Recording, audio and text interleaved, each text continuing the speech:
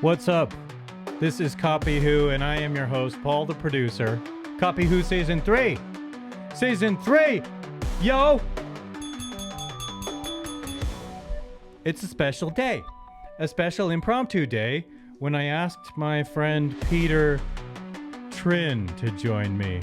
Hello, Peter. Hi, what's up, Paul? You hear me? Man, yeah.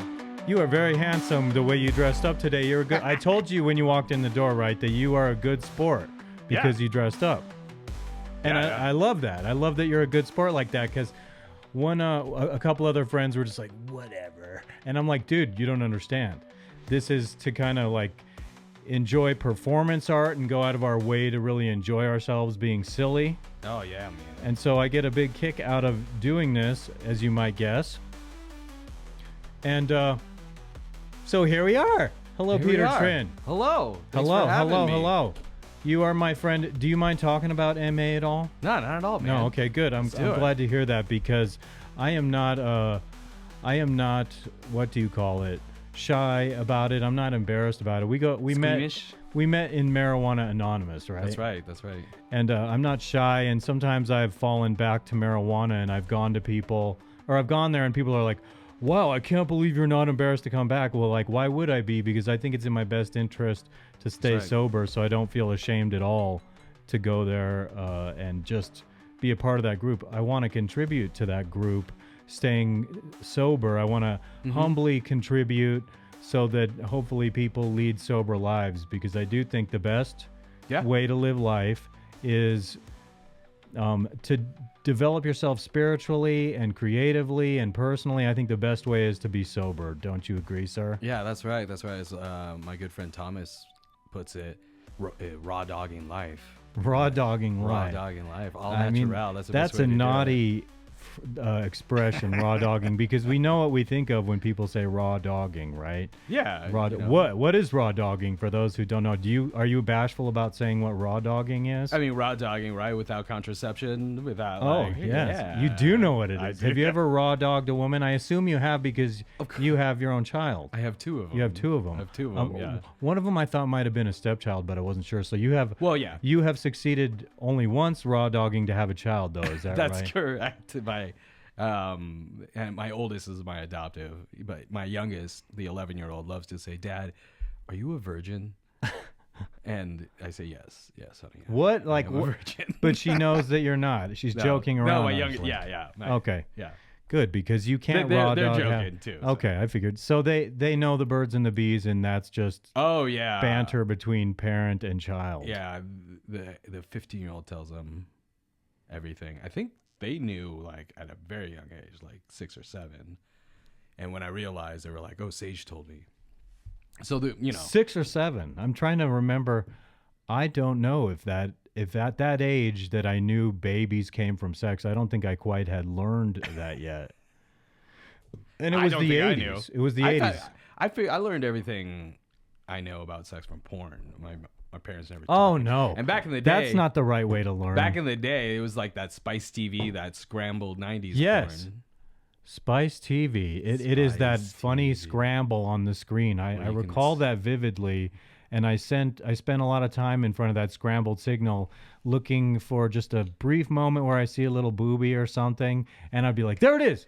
And I would even try to record it on VHS and pause it on there because. Oh yeah. And I use VHS because behind you I have a new feature there where I have a TV playing a VHS tape, and I don't know if that's technically copyright infringement when the sound's not there. It's like what I want to do, Peter, is I want to have like free carte blanche to express myself with culture and things that I loved when I was little. So if something's on that TV like Motley Crue, I love them. It promotes them. I'm sitting here talking about them, and so why shouldn't I be able to do that? Yeah, that's right. I mean, I'm a writer myself and a performance artist, so like the way I like to approach things is like no limitations. Shoot for the stars. Do it with everything that you want, and don't worry about that stuff. And then that stuff comes out in the wash, and There's ways around it. You could flip it so it's backwards. That's what they Oh, do oh, nowadays. yeah. They flip it, and then You're it's right. not technically Well, you can't do that copyrighted. with VHS. No, you silly. can't It's do old that. tech. You can't do You can that do with it with VHS. this. I think I could flip each camera on here if I wanted, but that's. I mean, so if I flipped the camera and that were reversed, then it would be legit. How does it work like that? I don't know. It's stupid because Turn it upside down if you want it to be legal. Yeah, it's funny. Like, going back to Spice TV and the VHS, I have a funny story. I had an uncle that he used to.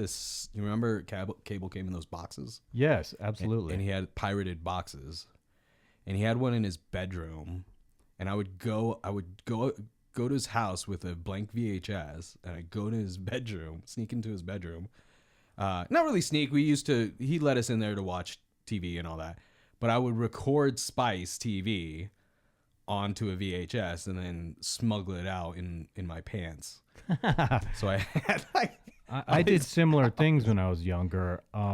Because I was so desperate to see porno, I would dig through garbage dumpsters. You told me about this. Yes. Yeah. And I found a penthouse once, and I found like a whole stack of things once. And I'll tell you, you're like, how do you get addicted to jumping into garbage dumpsters? It's like if you find pornography in there and you're a little child desperate to see naked women in sexual situations, then you can't stop. So like for years in my childhood, I was always in the dumpster. I would go up to dumpsters and dig through and sift through everything. Because you thought and I love like, that about they were it. just fervid with porn. Yeah. Well, I mean, if someone's going to dispose of that stuff, I found a treasure in there. So I went back and I got the treasure, right? Wouldn't you? I mean, yeah. When I was little? How more often after the first time would you find more porn?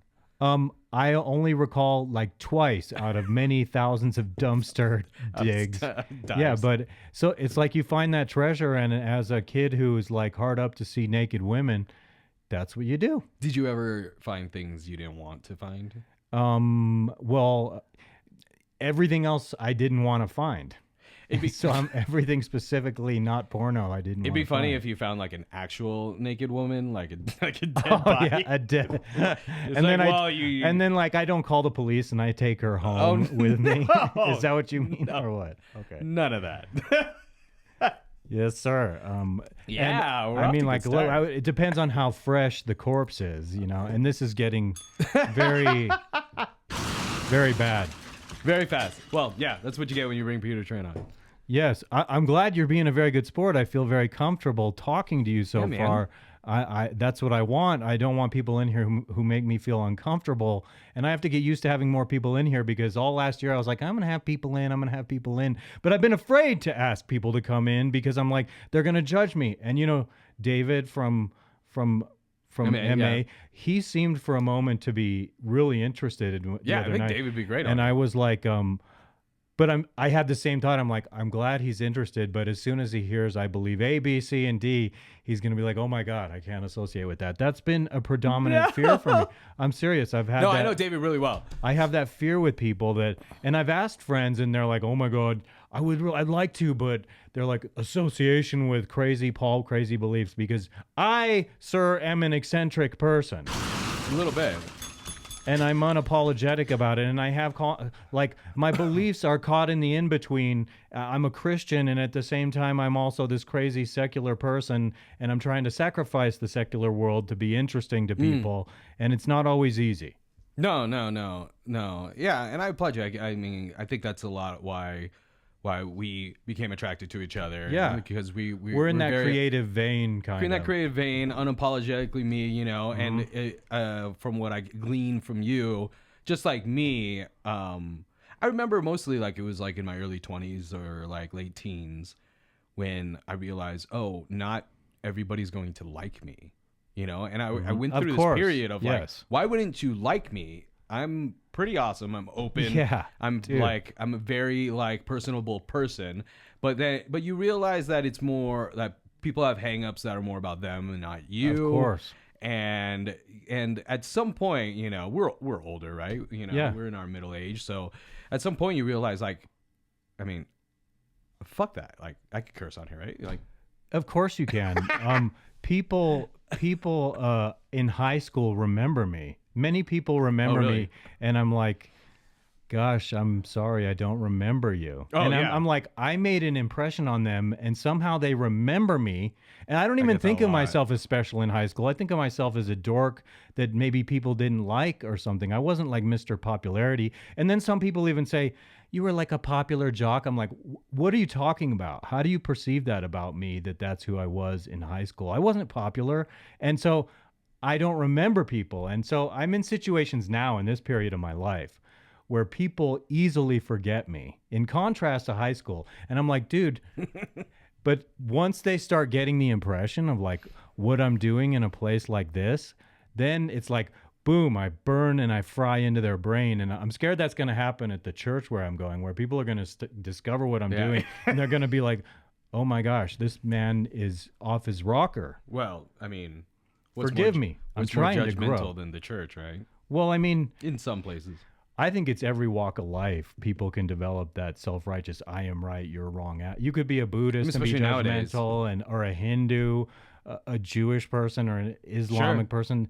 These all have tendencies to be very judgmental, in my opinion. I mean, I think that's like you're talking about the crux of the problem of like everything right now. It's like we're drawing the line in the sand on so many different subjects. Yes. And wait, And I just don't want to. I don't want to write people off that easily. So you voted for Biden. I think I'm not saying you, but if someone did, I'm not going to hate someone automatically for voting for Biden. I think it's insane and it doesn't make any sense to me. But I don't hate you. But I could imagine if I go out and say like, oh, hey, I voted for Trump. Some are going to automatically like, you're written off, dude. I can't stand you. oh, totally. I saw a sticker today that said truck frump.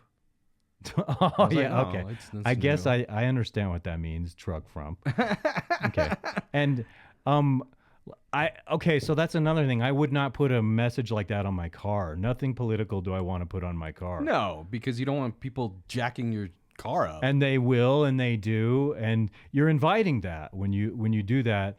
You're saying, hey, screw my car up because I admitted I have a belief that you can't stand. But it wasn't like that when I was living in the 90s. I had friends and we had all these complex conversations and it was never controversial.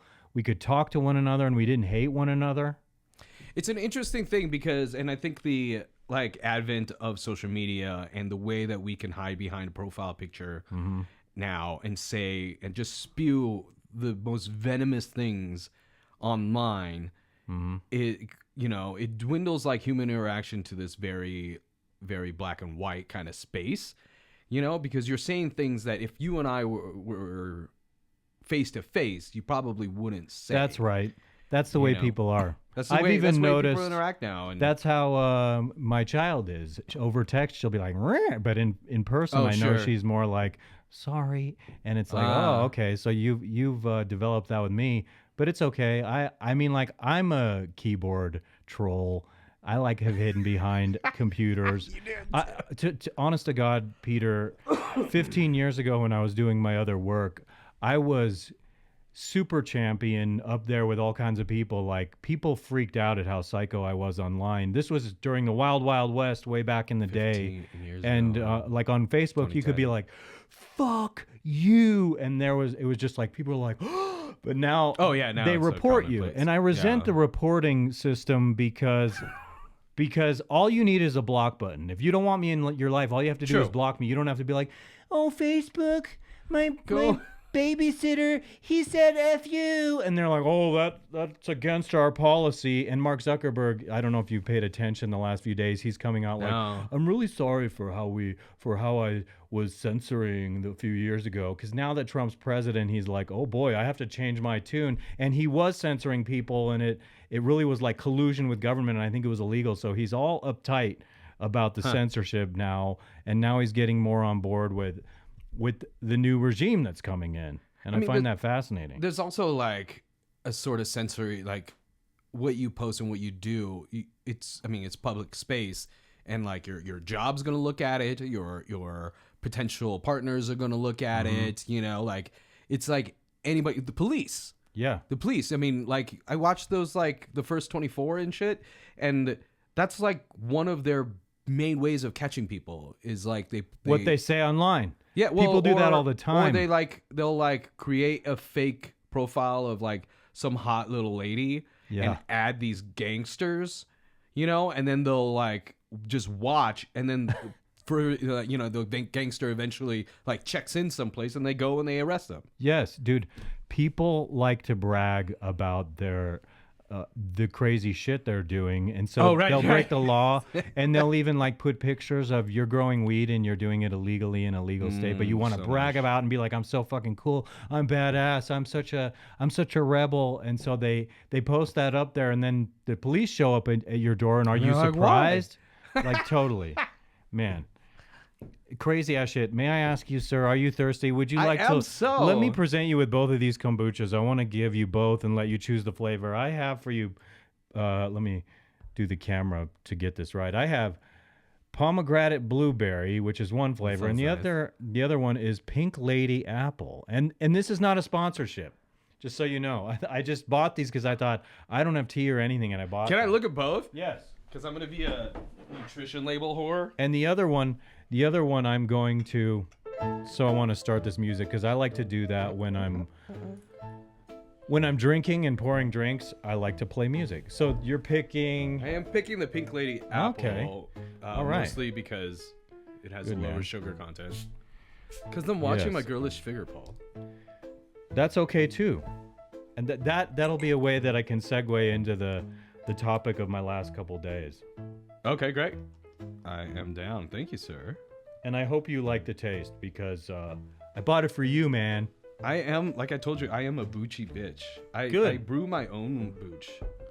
It smells a little like alcohol because there's that fermentation. I mean, there's like 1%, 1 to 2% in kombucha. So I brew my own. Oh, really? Yeah, I brew my own. So an alcoholic wouldn't want to like have this stuff. I mean, someone who's like a recovering alcoholic, because it's enough to trigger someone who's got a bad case of the booze. I think I mean, I want to show you something, and I'm going to ask you if you recognize what this is. Okay. Which one? Here, sir. Take this. Okay. Do you look at that and now think carefully? Do you remember what that is? Yeah, I know exactly what this is. Tell me. Tell everyone. This is your white elephant number. That's right. Okay. From our MA Christmas Hold on. party. Easy. You're not supposed to tell everyone what we do in there. It's secret, right? Oh. Well, no, that's like after the meeting. I'm joking. But like, dude. You scared the shit. Sometimes though I do it. I'm like, oh, this person said, I was like, oh, wait. I mean, I'm not supposed to say any of that. I make a judgment when we're in there. Like, if I'm out talking about it, I'm not like, hey, I want to expose this person. It's like, no. Is this benign? I make a judgment. Correct. If this is like a benign thing and it's okay to convey. Mostly it's with other members, it's like though. Personal it's not like stuff I don't want to reveal. That, like, no.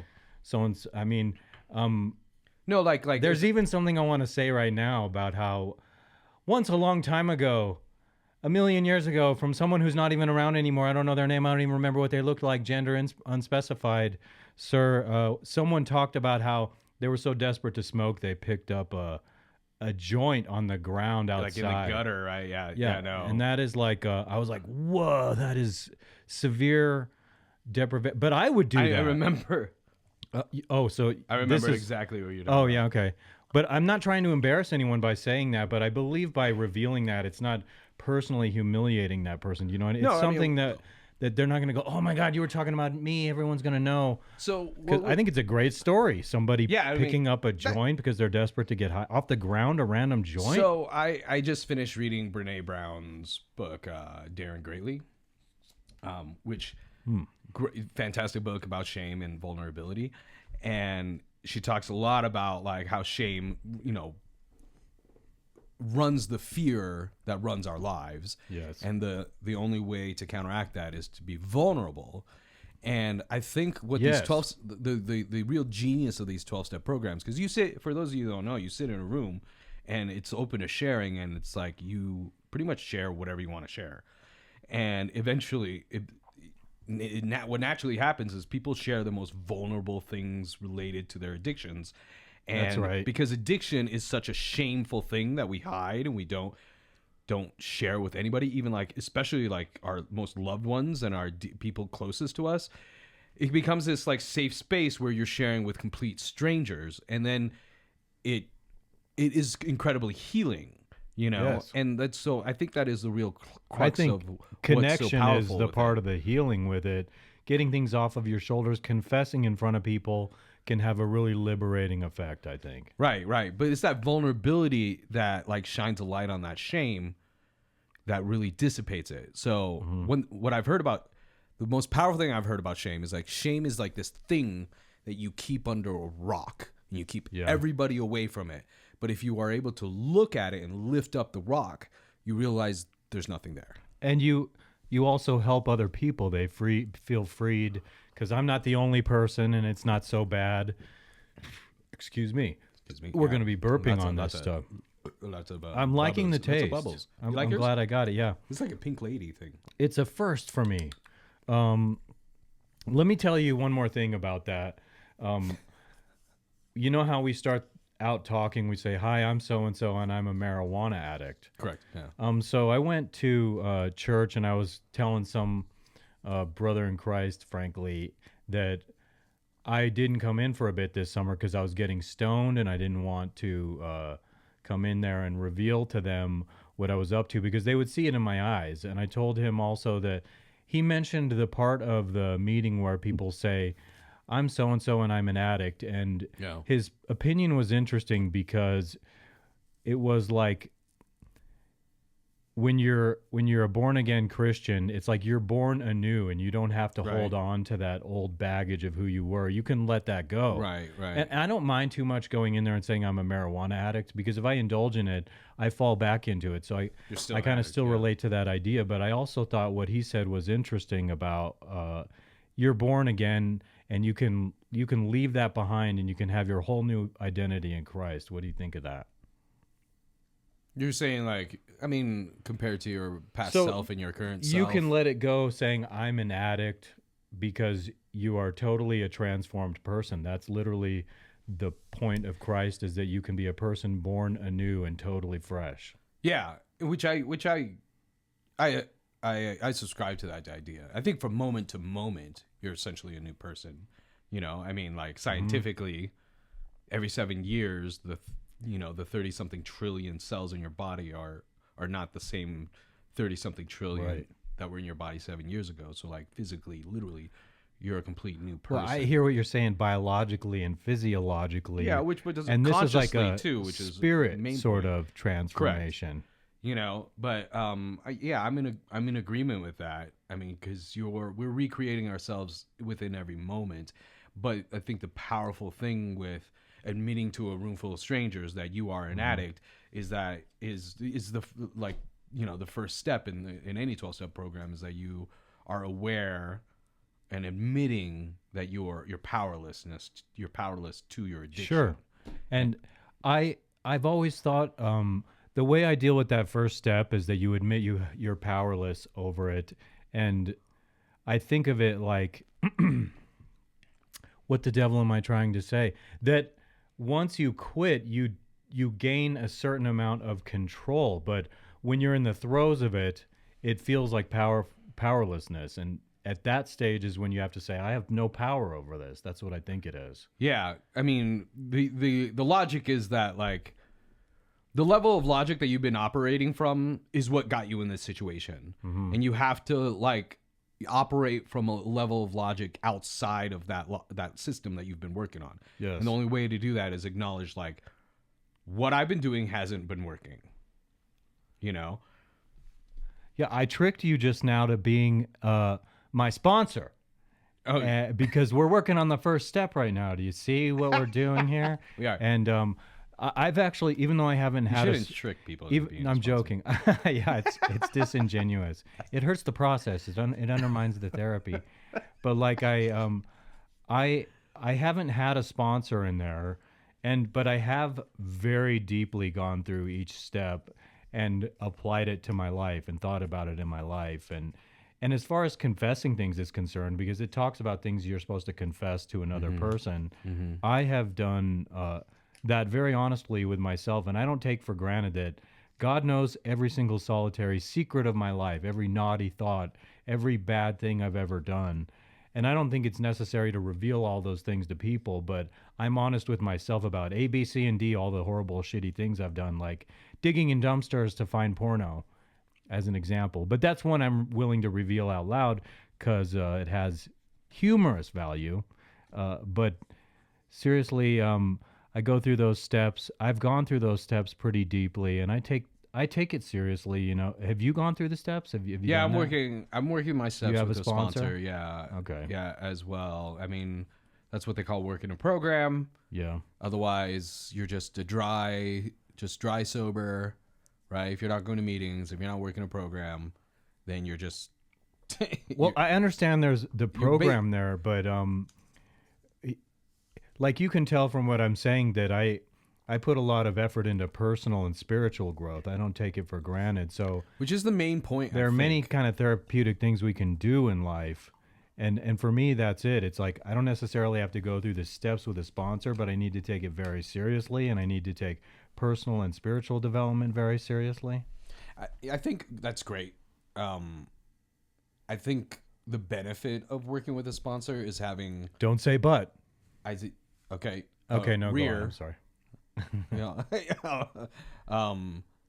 Is having like just in anything, just like performance art, right? What we do, having an outside perspective, somebody that thinks about something in a way that you haven't thought of, because anything when you're doing it, autonomously or alone,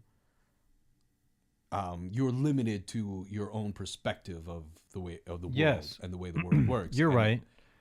That's the benefit of the group, I think, because you're going and benefit of the connecting with others. You hear those alternate perspectives, but you're right. When you're working on something more personal, that's probably not appropriate for the group, but okay, in a one-on-one, you should. Someone else's perspective can be very valuable instead of sitting alone and thinking you know it all. It's funny because I think finding a sponsor is a very big step in recovery, and I think it's a lot of. I think a lot of people have a precipice or, reservations in going to ask somebody and say, "Hey, will you be my sponsor?" I know it was a very difficult process for me to accept that, I'm deep enough of an addict that I need a sponsor to work through my recovery, and that you feel that it's was an admittance that you for can't do it yourself.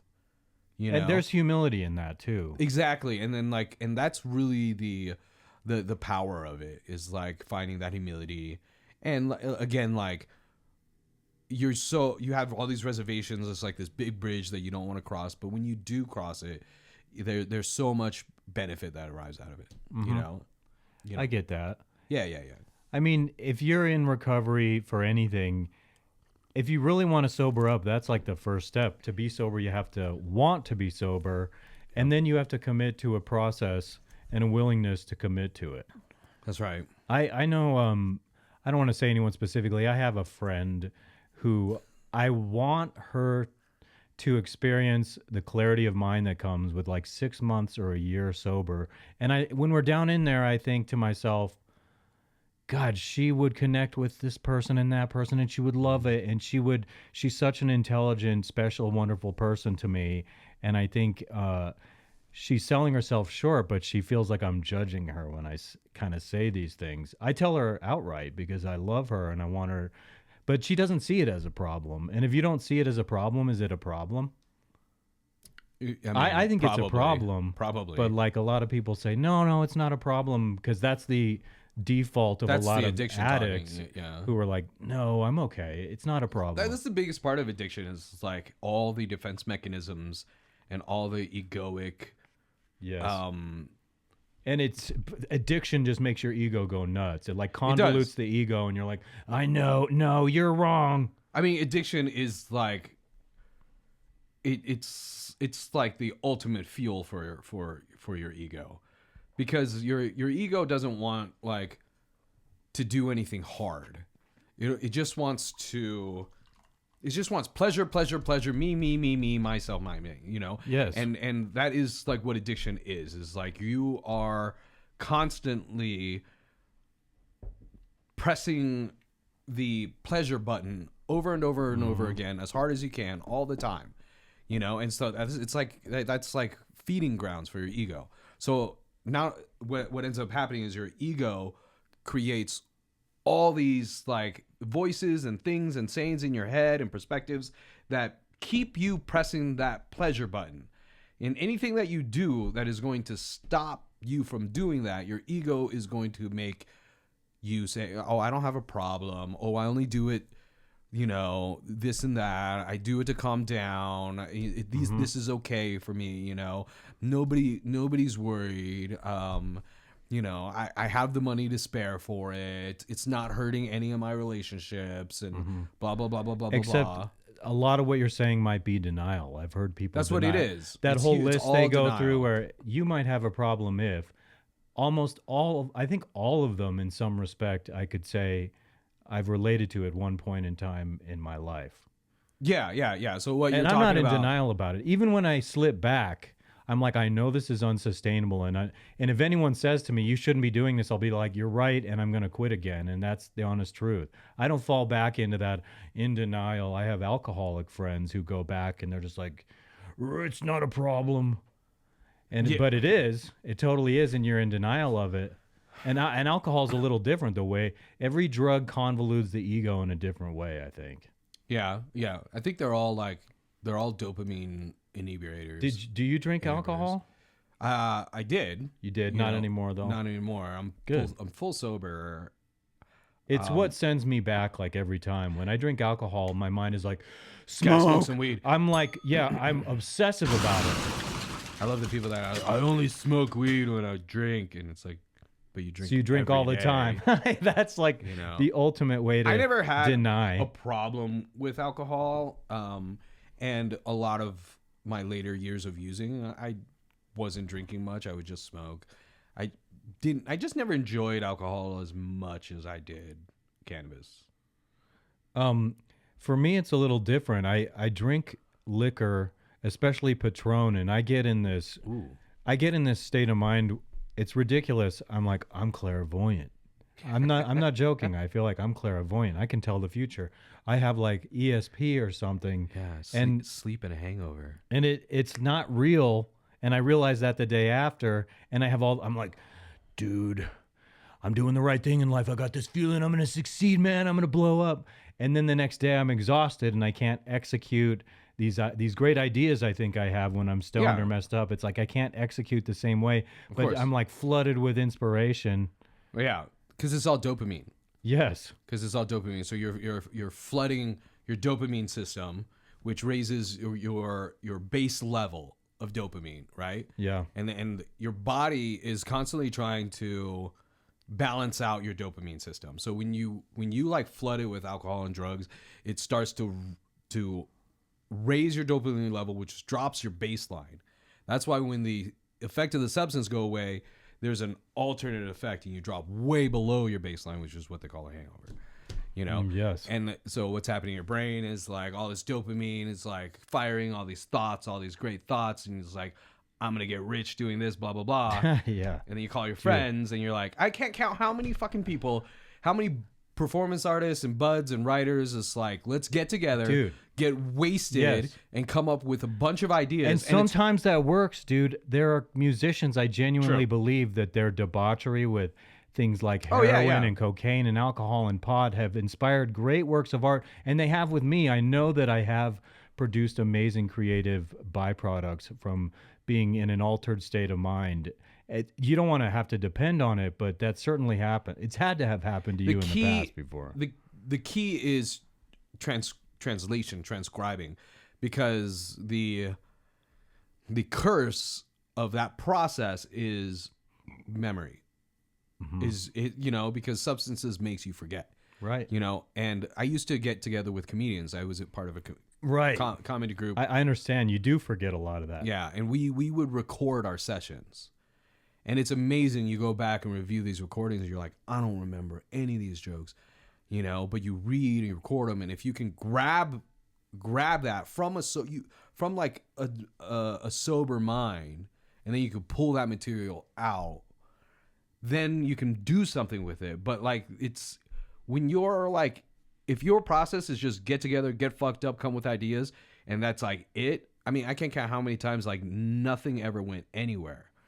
There are people who do it gratuitously and it doesn't have a byproduct. And then there are people who are, in my opinion, special. And I mean, have you ever heard of the band Sublime? Oh, yeah. That guy was all on heroin and then he passed away. It was really tragic. I remember a story once in a documentary. He started doing heroin for that inspiration and he made so much beautiful classic music. And I'm like, I can't imagine he would have done that if he hadn't gone down that path of experimentation. No. So it's like, do you do it or what?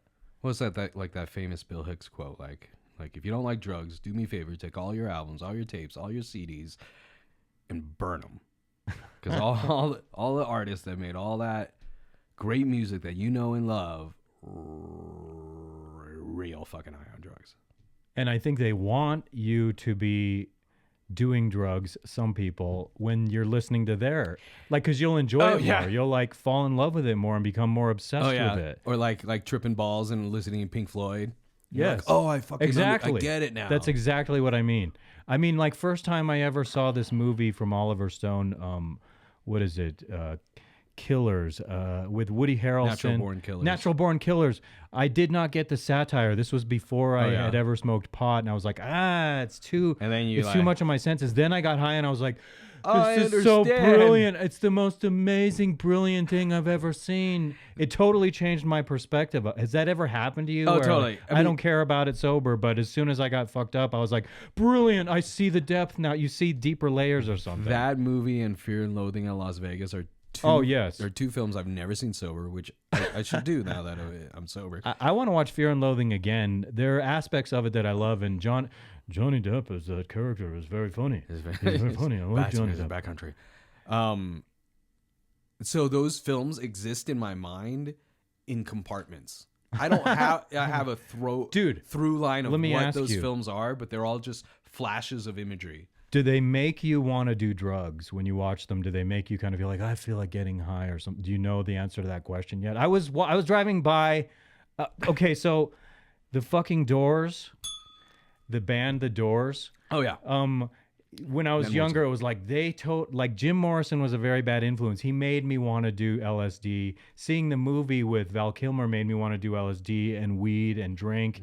And so like today I was driving downtown to go to my chiropractor and I drove by a bar which was named the Whiskey Bar. It's just Whiskey Bar. And then I'm like, I start singing, show me the way to the next whiskey bar. Oh, don't ask why. And it made me feel like, I had a moment where I was like, I feel like getting fucked up. Well, yeah, honestly, I mean, it's like an old habit that it triggers. But it's also like especially alcohol use is so ingrained in society and in our. I mean, I was watching Wicked with my kids, which is a fucking kids movie musical.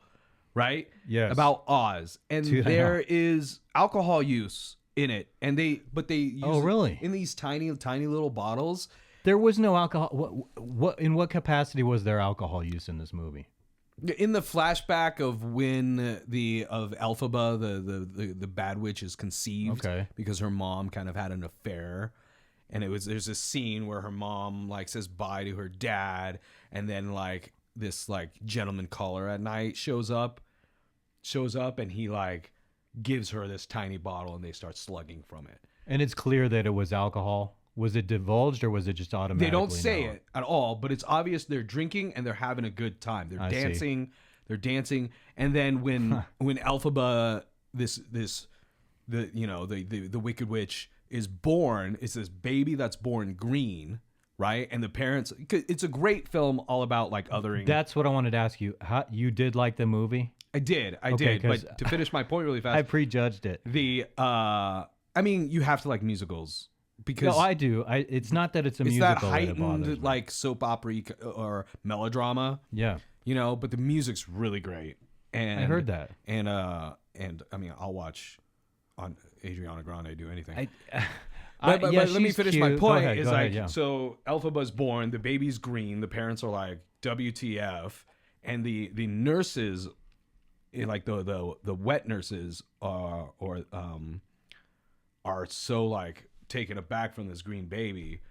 There's this small scene really quick, and they look at each other, and one of them grabs a drink and throws it down. Like, it's in the delivery room. When I first, online, speaking of trolling, I'm still a little strange. Someone mentioned the movie on my Facebook feed not long ago, and I said, I will sooner drink dog vomit than watch that movie.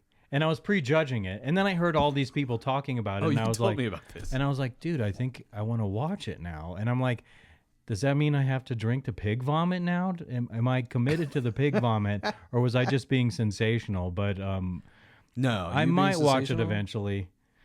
There's so many elements to that movie that I think the makers of it know that they're stoking all kinds of different people who think it's about this. No, it's about this. And a lot of people pit it against one another, make for good controversy, and then people go see the movie. The good thing is the music's good. Yeah. You know? Did you see Joker 2? No. Oh, yeah. What did you think of that? Because it looks like garbage to me compared to the first garbage. one. That's what I heard. It's and complete I have not been garbage, moved and to it's see kind it. of this weird, like, tongue-in-cheek. It's satire. I thought the first one was very brilliant. It was. Oh, yeah. First, which they took nothing from, except besides Joaquin Phoenix and the character of the Joker. Those are the only two things that are the same with the two. Phoenix. Yeah. But it's kind of a tongue-in-cheek satire on movie musicals.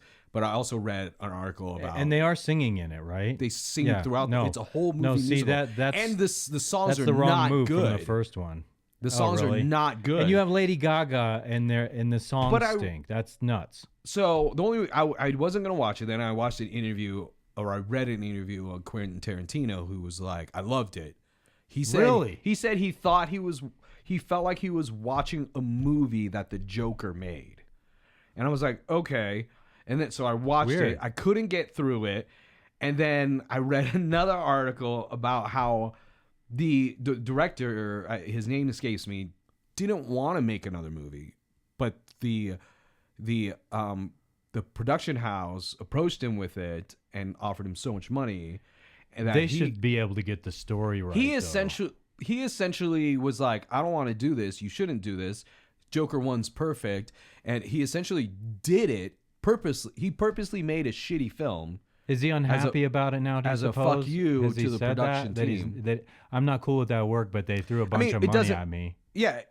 I don't know. I'll send you this article. Would you take an offer to make Joker 3? Would I do what he did? Like purposely make a shitty movie just because I'm like salty? No. Because like my name's tied to it, you know? Oh, sure, yeah. Like I don't. If you have artistic integrity and you already have a shitload of money, like you should say no. My next 6 to 8 months, like sucking, you know, like I would just say no. But what if it was like $10 million they were offering you? Does that sway you at all, the dollar amount? Yeah, but at that level of the game, do you think any of that matters? Like you already made. If you're truly established, if you're Robert De Niro, you shouldn't say yes to shitty movies for any amount of money. Exactly right. You should be very, very discerning. Right.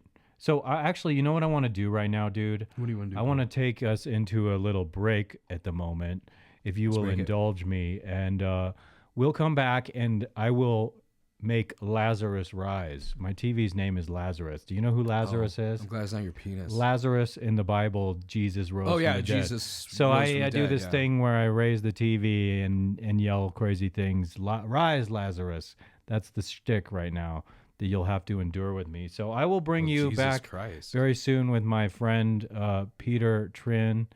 And let me make sure I have the right music that I'm about to play.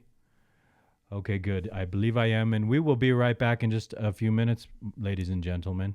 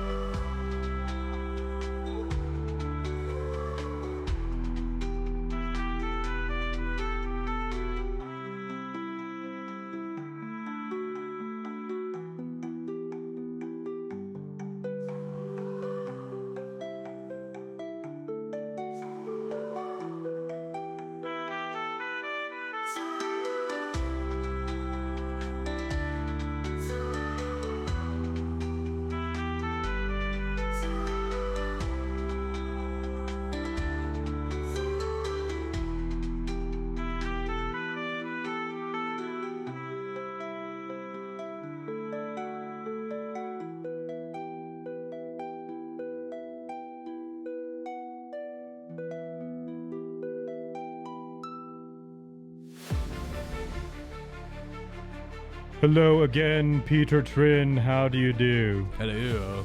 We were having a good conversation during that break right there. Yeah. And it's a little bit about how I am reluctant to ask people to come in here. Dude, Peter, this is what I do. And this is how I talk on here. I go, well, I want to market this. And I want to market it, but I don't want to do the work myself.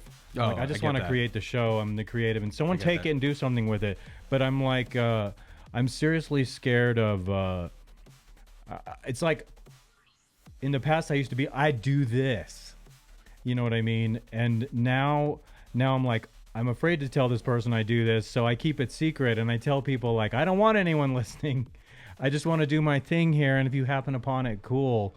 But so I'm scared of being judged by people. And you were just telling me I have to get over that. You know, I mean, because like what you put out is what you get back is what you put out, right? Yes. You know, so if you're scared of people listening and you have that concern that people don't want to come in to get interviewed, then that's kind of like the bubble that you're going to live in, where nobody's listening to your shit, nobody wants to come in, which becomes the space of like why do anything, you know? And like, but I've put a lot of effort into this, and it's kind of obvious when you look at it that this is more than a hobby. It's, if you can tell, it's a sort of obsession that I engage in here. It's not just hobby shit here. And you light up too, though.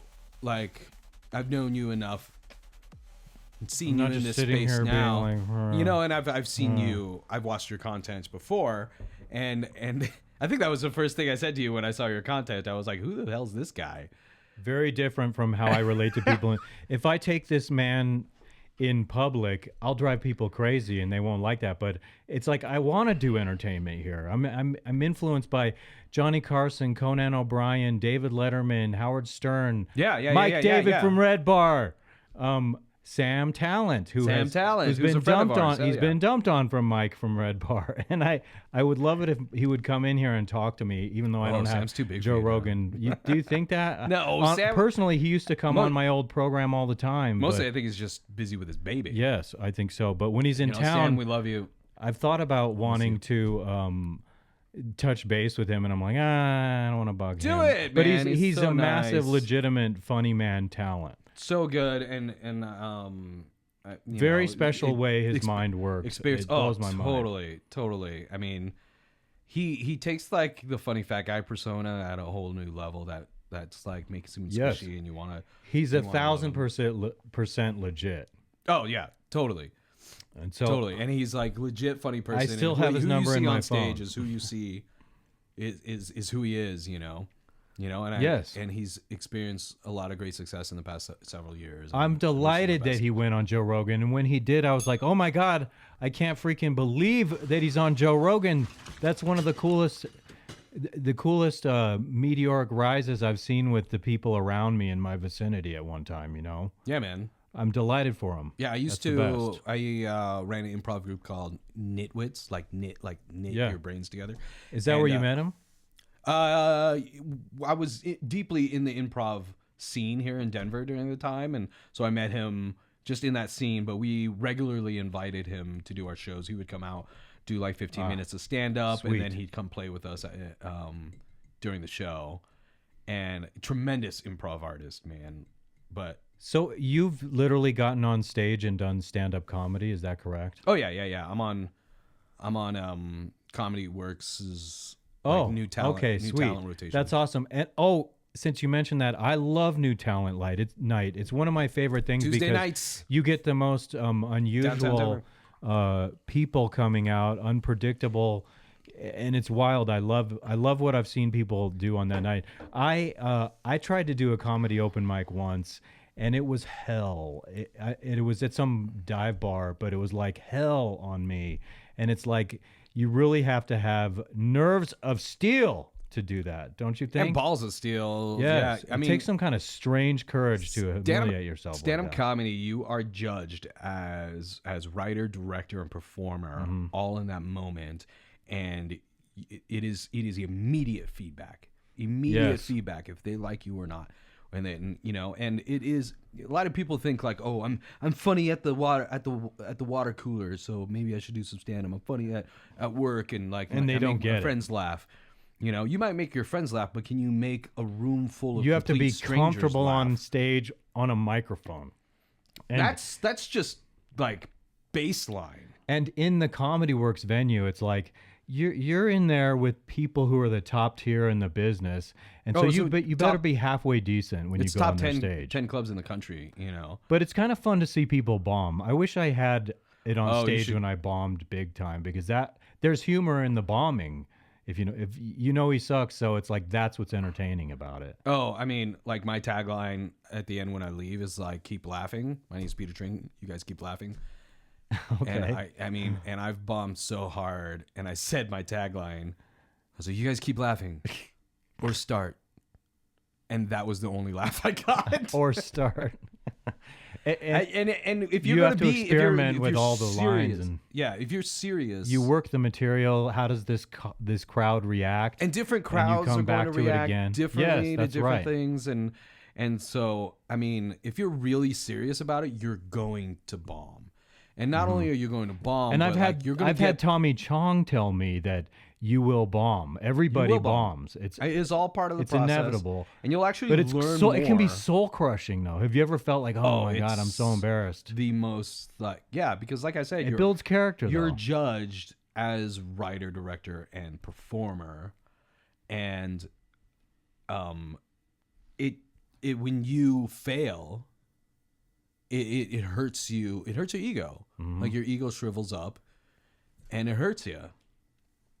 You do a TV thing. My TV's fucking me right now. You keep talking, sir, while I work on that technical problem. There's some kind of wicked. So problem. I mean, like I said, the baseline is being comfortable getting up in front of a room, talking on a microphone, you know, and you know, I'm a lifelong performance artist, so that part I have down. But like what people don't like, what I was saying is like people think they're funny at work, they're funny with their friends, and they can get on they think they can get up and do stand-up comedy, but there's an art about it. There's an art of the joke. Mm-hmm. Yeah. You have to learn how to write a joke. You It's one thing just to be casually funny, and it's another thing like I'm going for this laugh in a professional venue. I'm entertaining. It's just like on purpose. Like I'm a screenwriter as well. You can't just like write a story. You can't just like write a novel. There's a format to do it. There's a proven format that is successful, and you got to stick with a format. And the joy is actually playing jazz within that format, you know? And so what happens if you're outside of that format, you're just considered an amateur and nobody pays attention to you. That's right. You know? And but you have to try and humiliate yourself. You have to be willing to be humiliated. You have to be willing to bomb to have that growth in that venue. It's kind of like part of the process of like trial and error, you know, and I mean, but like, I know a lot of people because you keep laughing. You do or start now. You work the open mic space, right? So you see a lot of really crappy people, and you can tell immediately when people don't know how to write jokes. In that sense, you don't know joke format for stand up, and joke format is really easy. It's setup, punchline, tagline, and topper. Sometimes that's what a tagline is. Oh, right, I see. The tagline is essentially a punchline, and then you hit again using the same setup that you already used, right? Yeah. So if you look up at any stand-up, you will see this format of setup, punchline, tagline. You can't necessarily be taught to be funny, but you can be inspired by people and a certain style of approach, right? The same way like a musician. I like the way he plays guitar. I'm going to try and play guitar like that. You know what I mean? Yeah, I think what you're talking about is like perspective is what we're talking about in stand-up is you have to have a perspective, like a way that you see the world that people gravitate to. And it's actually a great way to like categorize all of your jokes, because all your jokes need to harken back to your perspective. Like, you know, Jim Gaffigan is a little the like lazy personalizing dad. it. That's what makes it unique to you. And that's what makes it funny, because you're essentially creating a persona. You know,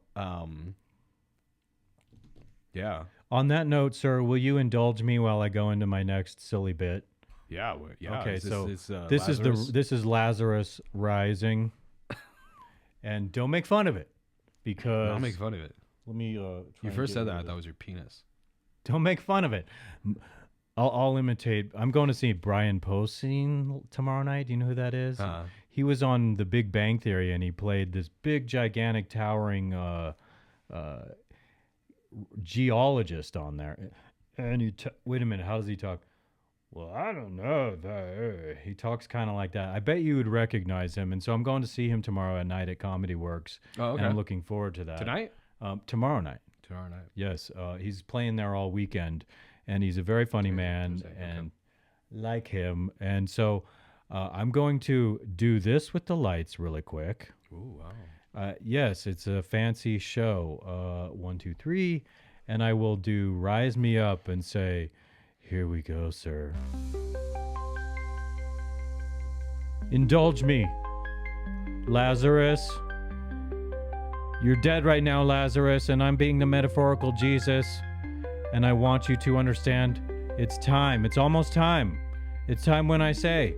It's time when I say because I am pretending to be the Lord and I ask the Lord to forgive me while I satire, not to diminish you, Lord, but I give you all glory and honor for my silly stupidness. Go up, Lazarus. Rise, Lazarus. Wow. Change your wrappings, Lazarus, because you stink. 3 days in the cave, dead. You stink. I got that right. All right, Lazarus, my friend, is coming back to life, and I love you regardless of the stench. And I'm not really Jesus, and I ask for forgiveness because I'm kind of being like a terrible graven image right now. I shouldn't do this, Peter. So I have to like demean myself through confession right now as I say it to you, sir. I hope you understand what I mean precisely or not. Understand what I say or don't. Okay. Sir, all right then. Those are my choices. Yes, okay. Off with the lights. Off with the lights. I have something planned over here, but we're going to just play this track to the end because I like the melody. I like the way it feels, sir. Are you having a good time here I'm having today? a good time. I'm really glad you decided to do this. I shared with you that I was afraid to ask you because I'm afraid of what they're going to say. Yeah, you know, like, I'm a huge fan of, like, radical authenticity. Right? Where you're just like, this is me. Tis I?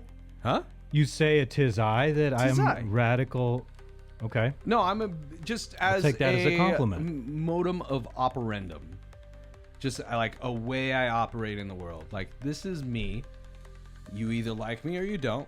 Either way is fine. Yes. But I rest assured because I'm authentic. And I know I'm authentic.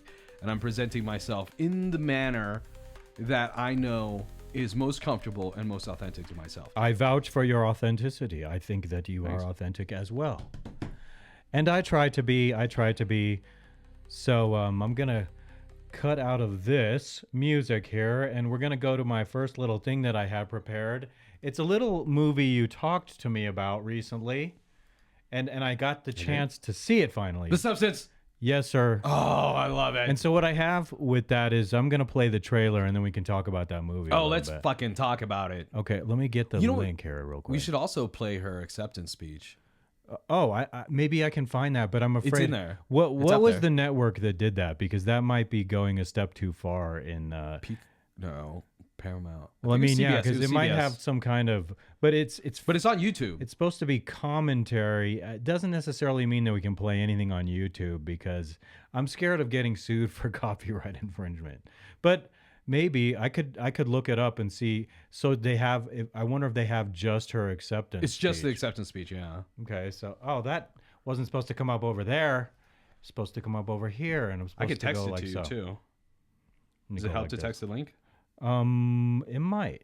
I'll text you the link so that we know that it's just the acceptance And I'm speech. going to go 1, 2, 3, like this, and bring it over here properly. So I took it away and I did it all out of order. But so here is the movie right here, and we will start watching it now. I assume you will be able to hear it when I play this. Okay. And yes, I watched it on Mubi, as a matter of fact, and I'm trying to get my sister to watch it.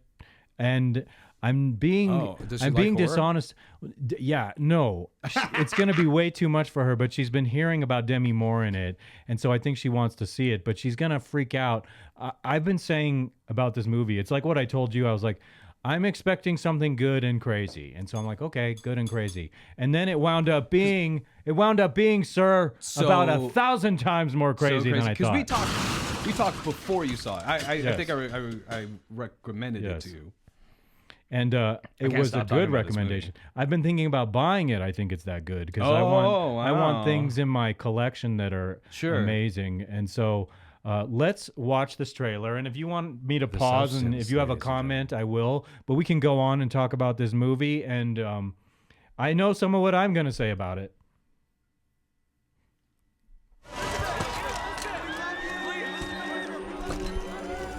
People always ask for something new. It's inevitable. Dennis Quaid. Amazing in it. At 50, It's fantastic Well. in it. it stops. Have you ever dreamt of a better version of yourself? Younger, more beautiful, more perfect.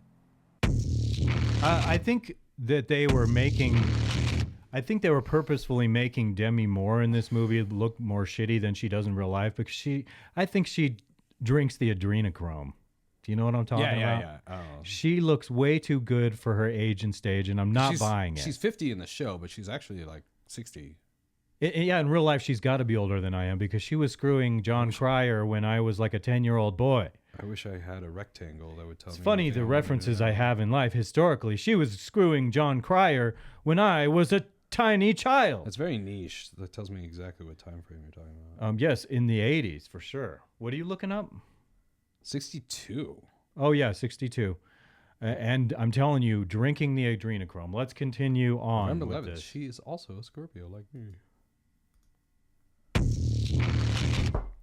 One single injection unlocks your DNA and will release another version of yourself.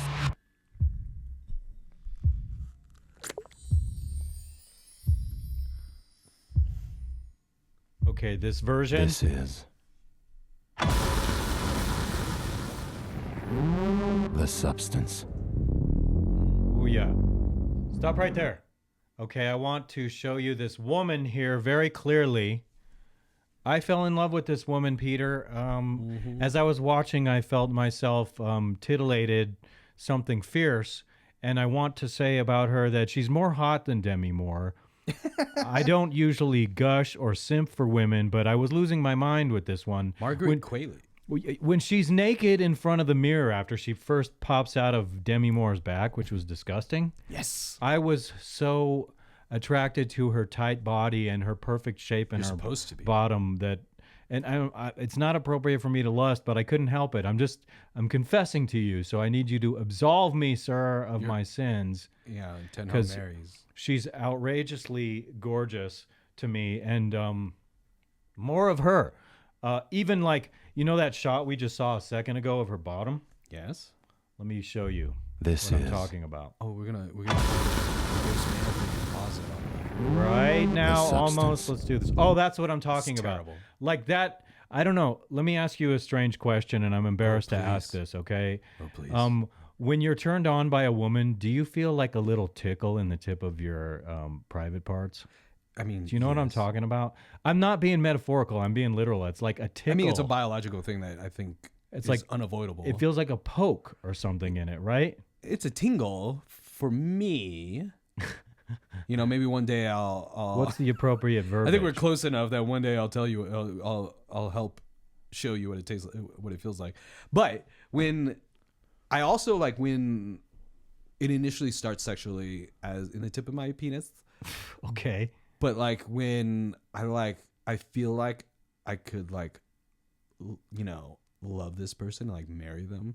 It goes it's deep in the pit of my stomach and my From beauty only? Because it could be a No, nightmare it's like a whole of a person. package thing. Okay. So could you love this woman who played the young Demi Moore, the character in the movie I did not like?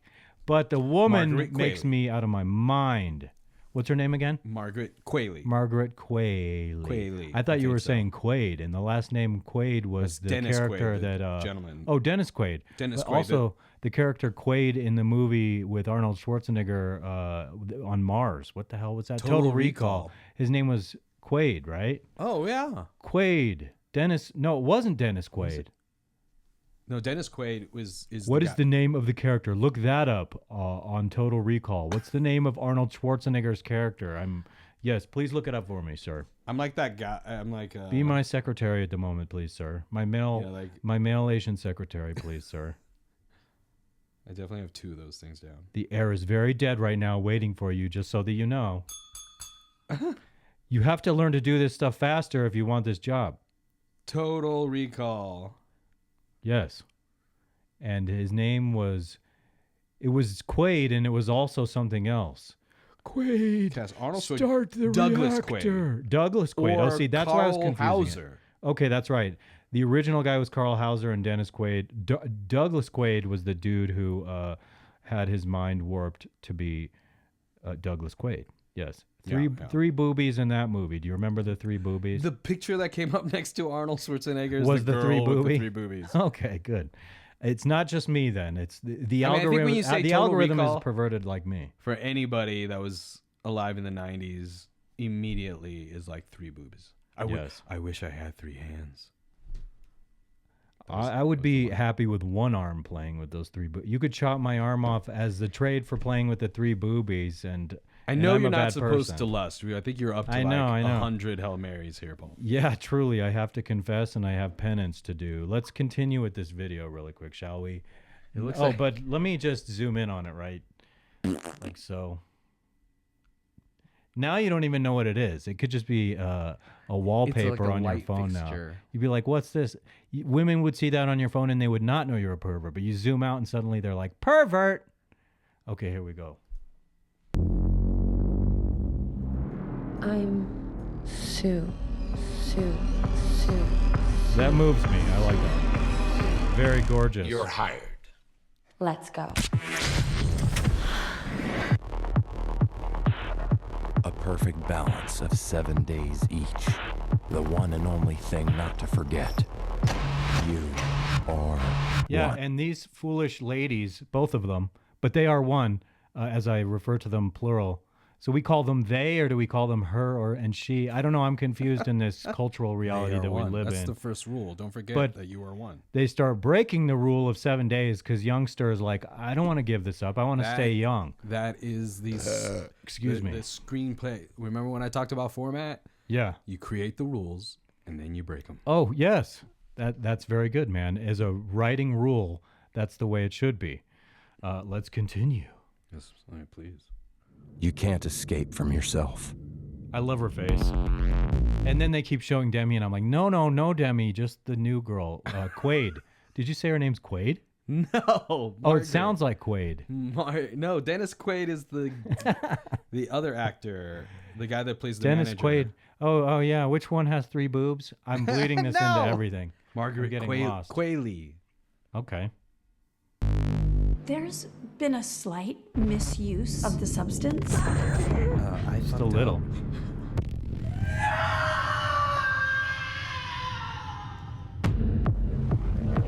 That is the shrill scream of the universe. I'm so glad we're talking about this. Would you like to stop? Would you like to stop? Just bear with me. I want to go back to this here. Here we go. And I want to say something about this right here. We'll take... Ah! I missed it. Just barely. I missed it. Dag nabbit. Come back. There we go. Zoom, my darling. I know. Yeah, we'll keep going.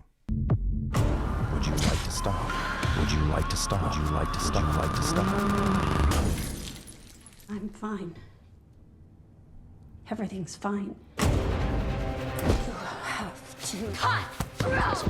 That tripped me out. That tripped me out because I was like, "Oh, cool. She's gonna go on a date with this guy. Maybe that guy she was gonna go out with." And I can't believe she never bothered going out. She just lost all her confidence as the old lady because of the experience of the young one.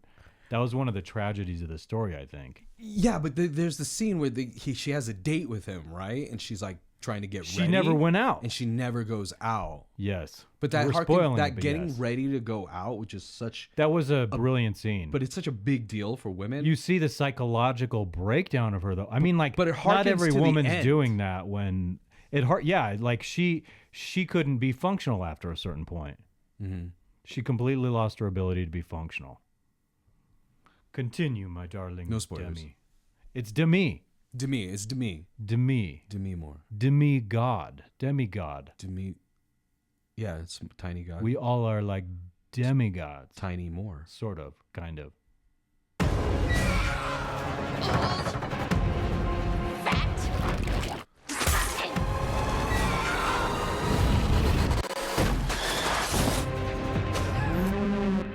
People are gonna love that. Okay. Your trailer has to have giant script on it nowadays. And what I want to say about Dennis Quaid is that he was amazing in that, don't you think? So good. I've seen him. He's a very likable character in a lot of movies because I think he's a likable person in real life. I think that's the secret to acting sometimes.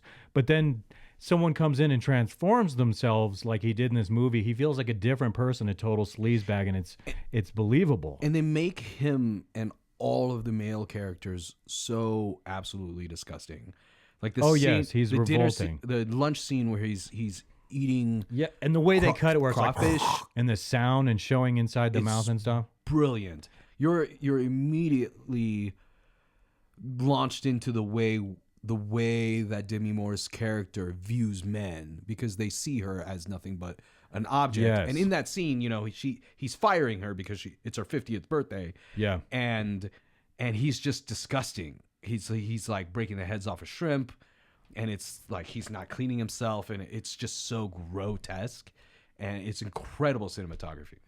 I need to text my mom really quick. Tell her I say hi. Dinah. Yeah, she's trying to reach me, and I'm gonna have to tell her busy. I was doing parenting stuff and texting my ex-wife. I hope she doesn't try again. My dad didn't tell her that I was doing this because I told him, but we were just talking about, and I wanted to say before I lost my train of thought that the scene at the beginning of the movie where he starts yelling the mean shit in the bathroom and he doesn't know she's in the stall listening. Oh, right.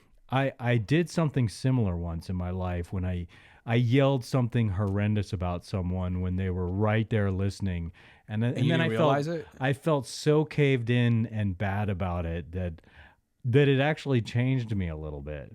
And I'm not going to say what, I'm not going to say who, but I did something similar. You once didn't where realize they were right there? well, yes, it was on the phone, and I thought that I had hung up, but I didn't. I was like, "Beepity bop bop boo," and it was a horrible cut down, and they heard me, and I just went into super sorry mode. How did you find out that they? Because I realized at that moment that they were still on the phone. Did you get on and was like? I never like put the phone down, but I yelled something and when it wasn't hung up, and this was like 15 years ago. So this is interesting. I want to talk about this. Did you like repair afterwards? Yeah, well, I'll let you know more about the story if you want afterwards. I don't want to go into super detail about it. But what do we have here next? The Substance trailer. I don't know what else to say about that. That we both highly recommend it. Do we not? Oh, so if you good. like It's crazy film of the year movies. for me. Yeah, it's film of the that's year what for you me. said. Demi just won Best Actress for the Golden Globe, which in her 45 years of acting, the only acting accolade she's ever gotten, which is crazy. It was an exceptional performance. So good. I loved her in Ghost because her crying. Oh, yeah. She was a believable, sweet person in that. Yeah. I mean, such a birth of work, that one. Remember Striptease? The only reason I watched that was for lustful reasons. I don't remember anything about the story, but somebody reminded me of that, and I was like, I thought it was I thought it wasn't. What do you call those? The effect where it wasn't real. Mandela effect. Because I was like, no, we're thinking of the girl from.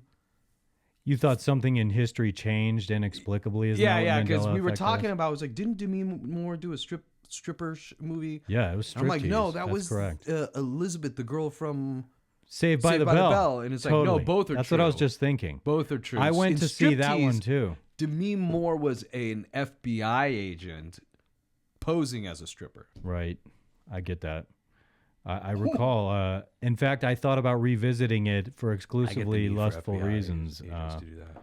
So I'm going to go to my next little video right here, which is, I want to tell you what it is before I pull it up. It is, have you heard about the movie Saturday Night, which is like, it's about the Saturday Night Live cast. It's a new movie. Oh, yeah. I heard it's really good. Yes, it's not bad. And the storyline is actually about the 2 hours before they went live for the very first time, the chaos of that before they actually went live on that first night. And my cousin brought it up to me, and so I thought it was an interesting movie. I figured we'd watch this, and we'll make commentary about classic comedy. Any of these people, anything you want to say. Milton Berle might come up because Milton Berle's in the movie, and he's reputed to have an 11-inch nose. That's a big nose. Do you think I'm serious when I say nose? What am I really referring to? There's a scene in the movie where he whips his penis out in front of Chevy Chase and Chevy Chase's girlfriend to show up Chevy Chase in the movie. Yeah. Did that really happen? You see, I don't know if that happened in real life, but you see a portion of the penis in the movie. Hollywood had a lot of like men exposing themselves. Yes. That's what I gather. It made me think Milton Berle's a slime bag, but at the same time, I don't know that I need an 11-inch penis. I would be satisfied with a 7-inch penis, but I don't have one. And in any case, why am I telling you that? Because it's 8-inch. Let's watch this. No, yeah, I would be much more egotistic. If it were 8-inch, I wouldn't be shy speaking to women in real life. This is one thing I didn't think we'd be talking about. Yeah, no. You brought this up with me. No, wait, I brought it up with you. I was serious when I said you brought this up with me, but then I thought, wait a minute, I brought it up. I'm a liar. Okay. Seats. Plenty of tickets left, guys. Free show. Fuck's sake. That's Lorne Michaels right there. Big night. That's the whole cast right there. And they, what I want to point out is, so they did a pretty good job at emulating their various characters in real life. And let me get my stick out here and show you the names I know. Whoops. My pointer stick. Did you know I have one of these pointer sticks right here? Yeah, it looks like 11 inches. This is supposed to be Chevy Chase inches. right here. I'll zoom in on these people, actually. Please bear with me. I will zoom in on it, and we'll get a good look at each of them. Yeah, they got good lookalikes. Yes, not bad. Except though, if you see them in real life, not done up like these characters, and John Belushi's not in this screenshot right here. But this is what's her name? Mary Jean Wilder. What's her name, dude? Mary Jean Wilder. Rada-dada-doo-dah, whatever her name is. In any case, this is Chevy Chase. This is Dan Aykroyd over here. This is Token Black, I don't know who it was, and this is another woman I don't know. But this woman in real life is actually much hotter than the woman she's portraying. The wife of Gene Wilder is, survey says... It's not Mary Jean Keith Wilder? No. The original wife he was married to. Gene Wilder's? Oh. Yeah, he married another lady later on. I'm not going on until I know this. Karen Boyer? My goodness, no. Gilda Radner. Gilda Radner, that's it. Yes. Thank you. Thank you, Secretary. Look, my name is Peter. Lorne Michaels. I'm the producer of Saturday Night. The whole night? Yeah, the whole night. Chevy Chase, Gilda Radner, Dan Aykroyd. How the fuck do you pronounce this? Aykroyd. You know, I did not know that the trailer has swear words in it. That surprises me a little bit. why don't we It is punt? surprising. We should run the dress rehearsal and claw back a win next Saturday. We can't, Dick. It's a live show. We're just not ready. Doesn't matter that we're ready. It matters that it's 11:30. That's when we go on.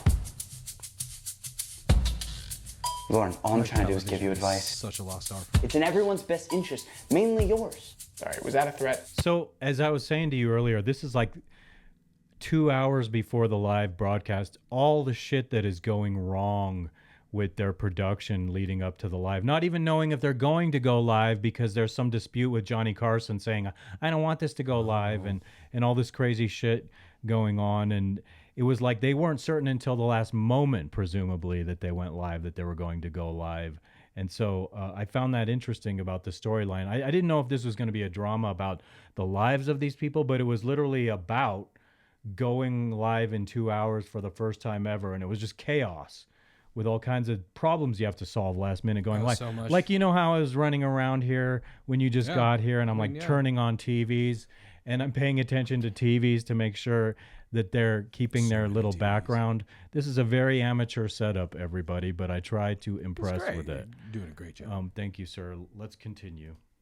Around, Lauren. You haven't locked the script. Your crew is in open rebellion. Willem Dafoe. Willem I was just Dafoe. thinking about him when we were talking about whatchamacallit, specifically when I say whatchamacallit. Come on, show up, Will.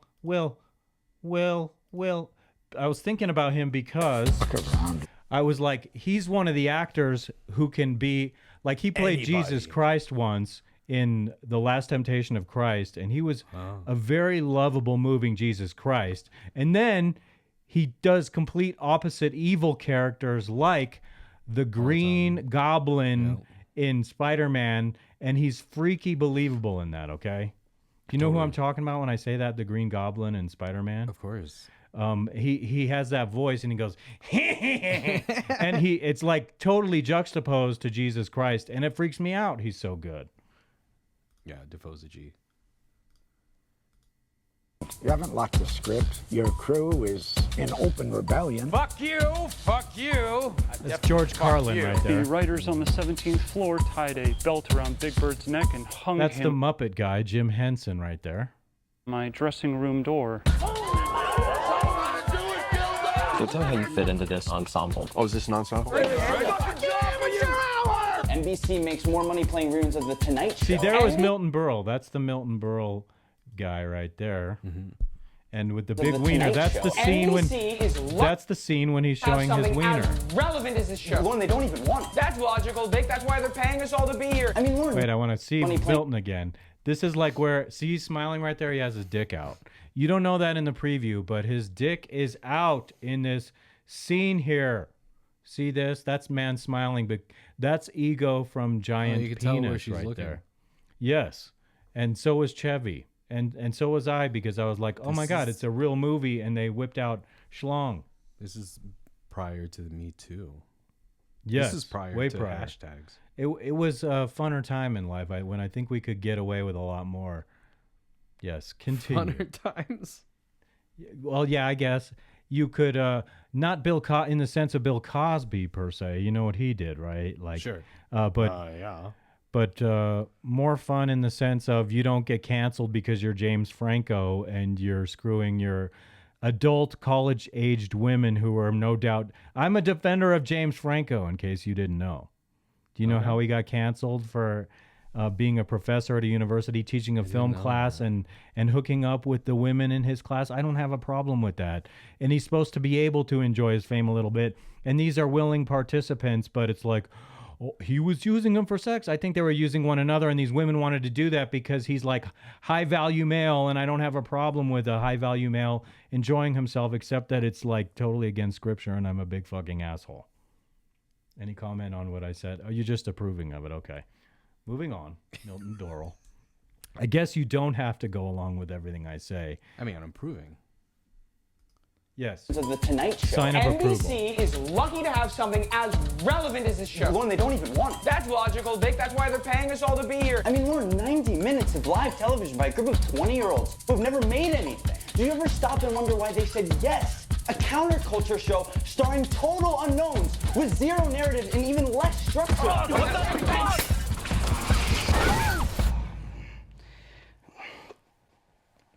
They want you to fail. We just have to make it to air. Am I still in the show? Jesus Christ. Sorry, tripped over my penis.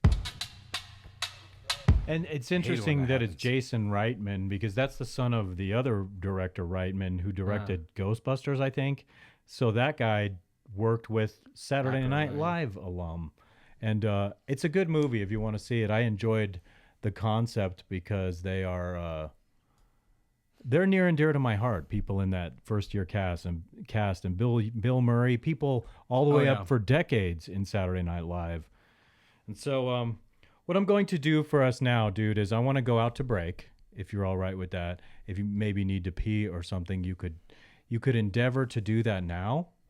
And I want to do my shtick with the lights here, and I want to say we will be right back very shortly, and I appreciate all of you.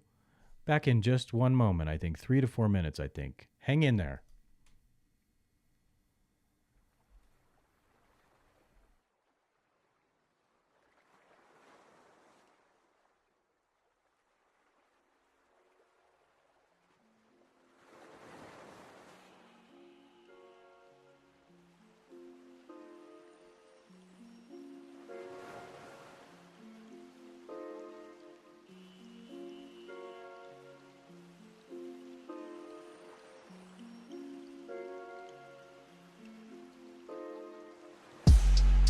Fire in a rainbow, water in the stars. Higher when I lay low, smoking sitting solo in the car. I've been on this wave though. If I ever crash, I'll be swimming with the sharks. Tell me where you are. Tell me where you are. Over and over, it seems like I'm stuck in the same. A twisted reality sky that is covered in flames. Desire could overdose, you could be free from the pain. Empires don't fall on their own, but you forward the blame with nothing to gain. I ain't the same as you, I don't need center stage. Feel like I'm all alone in this world and I don't mind a day. Count all this money I'm making, just band it and walk away. Come back the next day and add more cash to the stacks in the safe. I ain't nothing, no.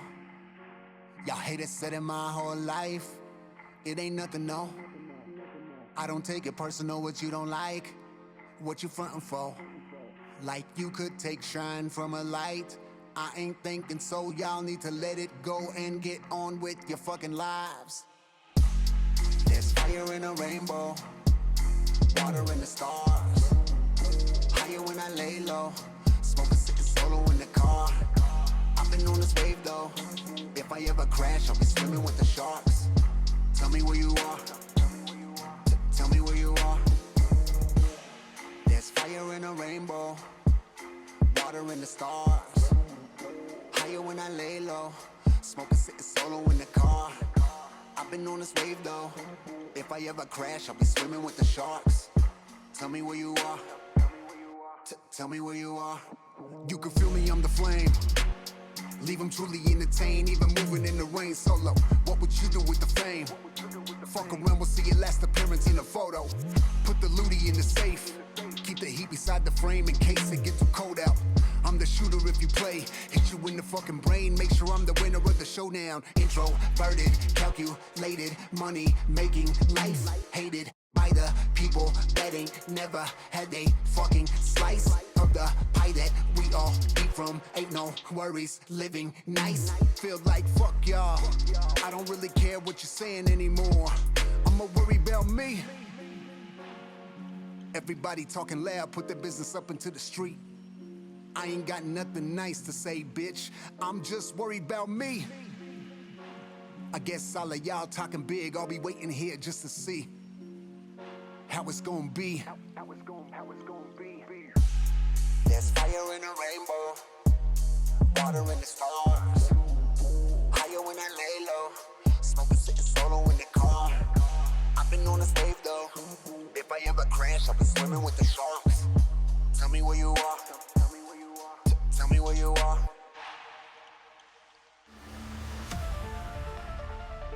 Hello again, Peter Trinh. What's up? Thank you for joining me today. Yeah, this is awesome. Do you live ridiculously close to me? Yes, it's funny how close we live. It's technically in walking distance. If you were drunk, you could walk I off. could walk here in less than 30 minutes. Yes, no doubt about it. Easily. I could scooter here in probably 10. Do you have a scooter? I do. You do? Well, my kid has a scooter. What kind of scooter? I don't know. Like an electric deal? Yeah. Okay, that kind of scooter. I have a couple motor scooters. Oh, like full-on motorcycle deal. Vespas, which you don't actually need Not a Vespa, license. They're for. Honda. Well, yeah, you do. I have a 49cc one that has to be registered in its own way, and then I have a 150cc one that has to have like a license plate on it, and it's you have to have the endorsement for motorcycle. But do you on it. need a driver's license? It has to be, yes, you need a driver's license. On the 49cc one, you need a driver's license. And on the 150cc one, you have to have the motorcycle endorsement on your driver's license. Oh, wow. Oh, right. Okay. And I love them. They're my babies. As long as they never hurt me, I try to drive wisely. But you never know what will happen when you go on the crazy road. Everyone's distracted with their phones. Have you heard about the new cell phone laws? Which is hilarious because I thought we had that in place before. No, it just came in at the new year, and today I'm watching people and all the days since the new year. Everybody's doing it just the same, still driving totally distracted. No, I care though. I'm very careful when I drive in that sense. I don't get crazy with my phone, but women will literally. I got to get ahead of this guy, but they're like surfing on Facebook while they're trying to stay ahead of everyone else in traffic. It's like pick a pastime, or actually no, you're driving, so put your phone down. I like honking at them as if there's like some emergency, just for them to like look up. And I've taken pictures of people on their cell phones before, and then I'm like, but the whole thing is, now I'm on my cell phone taking a picture of you on your cell phone. I'm a hypocrite exposing your hypocrisy. The irony is not lost on you. I know, truly. And then like what I want to do is if you honk when they're on the side of you, if you're taking a picture, they'll look over like, what? One of the things I used to do as a teenager, when you're sitting at a light and someone's at the perpendicular and they're turning left in front of you, kind of like this, when their window's down, I would roll the window down and I would go, "Dad!" And people would be like, "Oh my God!" And they'd get you're all like freaked so out. close for that split yes, second. and so they hear you and and like I don't know if they have a child or what, but people look like, "What the hell?" Ugh. So I mean, like I guess I've done bad things. I used to have this trick on my old car where if you turn it off when you're driving and you turn it back on, it would backfire, and it would sound like a shotgun, and people would be like, "What the fuck?" Wow. I was an obnoxious driver when I first turned 16. I was very irresponsible. You're talking about, taking pictures of people while they're on their phone. I also have that problem. I hate people that complain. But are you saying that about me? No, just people that in general that can't stop complaining. But I can't. I can't express that I hate them without becoming the very thing that I hate. I understand. I mean, I'm the hypocrite. Like you just said, that's hypocrisy, right? That's defined as hypocrisy. I'm a hypocrite when I'm like, you shouldn't be on your phone. I'm going to take your picture and shame you online, and then I'm going to take a selfie of myself doing the same thing. Yeah, I'm a jerk. I mean, we're all dude. hypocrites. I can't help it. I mean, especially we're parents. Parents are the number one hypocrites. Yeah, well, a lot of the time that's true. Learn from your parental hypocrite. You know what that is? I think that's rooted in like this desire for your kids to be better people than you are. So you're like, do as I say and not as I do. Yeah, so you're like on them, like, don't do this, and it's like, Dad, you're doing it. And it's like, yeah, but I want you to be I'm a piece of shit. I don't want you to be a piece of shit. So, and if the dad is forthright that he's being a hypocrite, I suppose there's a lesson in that somewhere. Like, I don't learn my bad habit as a parent. Trust me, this is not good what I do. I'm telling you, child, but that never works though, do. Man. No, they have to go through their own learning experience. They have to go through their own experiences. And, I think the big thing is like, I grew up and was like, I was always annoyed with my parents, like nagging on me on this and that and this and that. And then you grow up and you're like, oh shit, they were right. Yes. I made that full circle, no doubt. So right. And then so when you have your own kids, you're like, hey, I know you don't want to do this, but at some point you're going to realize. So you justify in your mind that nagging works. So you end up nagging them and nagging them and nagging them, and they hate you for it. And you have to just rest in this knowing that, like, at some point they're going to get old enough and be like, Dad, you were right. What's the most effective way, in your opinion, to convey that to have it stick, to have them learn from it. Honestly, the honest Growing truth, up and them realizing at some point. no, like you have to live it. You have to model it. Yeah. Because your kids will learn more from what you do, from what they observe you doing, than anything you'll ever say. Very good point. So, I think the best piece of advice is like be the person that you wish your kids would grow up to be. That's true. That's part That's of the why way I you should- wanted to quit smoking. Yeah, exactly. Pot.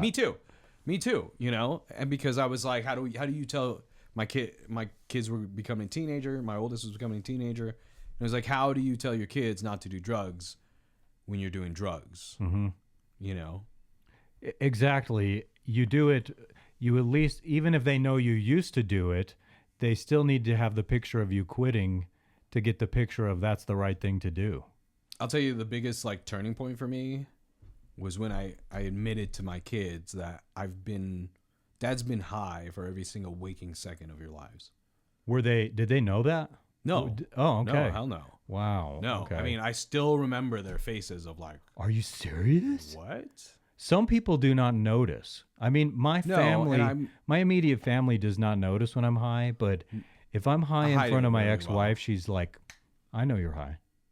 The only way that my ex-wife would never know. Nobody. Wow. I hid it really well. Wow. The only times that my ex-wife would recognize, and she, for early on, she didn't have a problem with it, and then it became a problem later.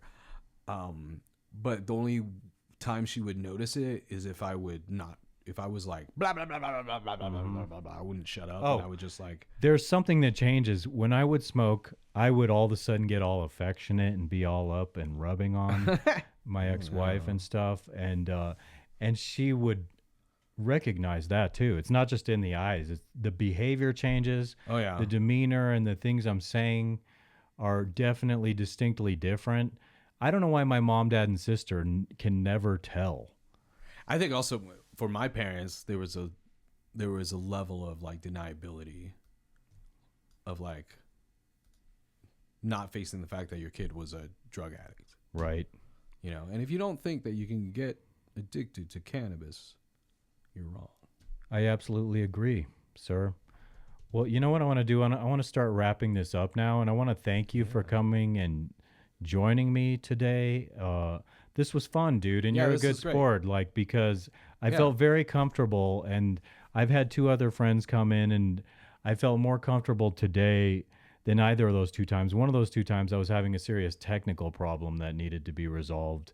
But thank you, sir. Do you want to tell people where they can find you? Yeah. I'm an actor, writer, stand-up comedian. You can find me on socials at Peter Trinh Artist. That's Trinh, Trinh at the end. Okay. What about Instagram? That is my Instagram. Oh, okay. Is that what you said? It's Instagram and Facebook. Okay. I don't do anything else really. Okay. What was I gonna say about that? Instagram. Oh yeah. Do you feel so inclined if I upload this online, the whole thing somewhere where you can download it, to want to cut clips out of it? Yeah. Okay, so I might try to upload it to Dropbox and yeah, I love it. If you want, you can take chops out of it. I want to come back. Okay. I don't mind being a regular on CopyWho. That'd be awesome. Nice. Very good, man. I still anticipate doing it alone myself too, because I get into a whole weird woo. If you know a woo, if that means anything to you, woo. Yeah. So what I will say right now in the process of wrapping this up is, everyone, it's the same deal. Hang out for a while. If you're on social media, I'm on CopyWho TV on X, and I'm also on Rumble now. If you prefer watching on Rumble, I'm also there.